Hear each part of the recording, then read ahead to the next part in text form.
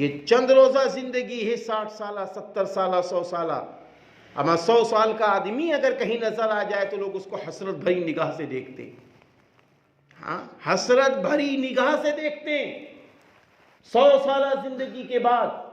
اور آخرت کی زندگی لامحدود زندگی، لامحدود زندگی، جہاں موت کو بھی اللہ موت دے دے گا، وہاں موت نہیں آنی ہے. تو وہ زندگی اصل ہے یا یہ زندگی اصل ہے؟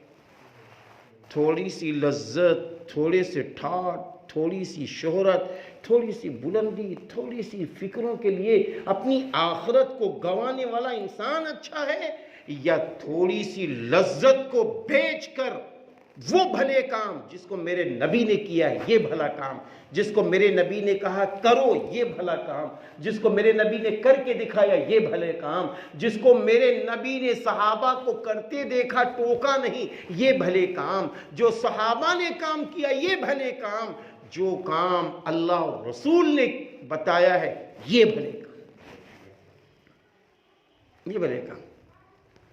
ایک شخص کا واقعہ ہے کہ بھائی وہ بیمار، بہت زیادہ بیمار، بخار ہے، شدت کا بخار، لیکن بندہ نماز نہیں چھوڑتا تھا.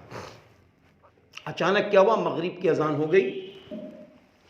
اذان ہونے کے بعد وہ اس غفلت میں تھا، وہ بندہ اٹھا، اب وضو کرنے لگا. اس کی بیوی نے روکا، ارے آپ کی تو شدت کی بخار ہے. ہاں ٹھیک ہے ٹھیک ہے ٹھیک ہے.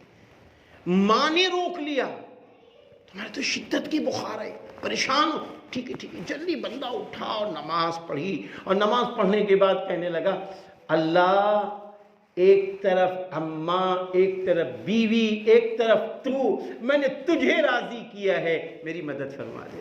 یہ بھلے کام، یہ بھلے کام ہے، اس کا نام ہے بھلا کام.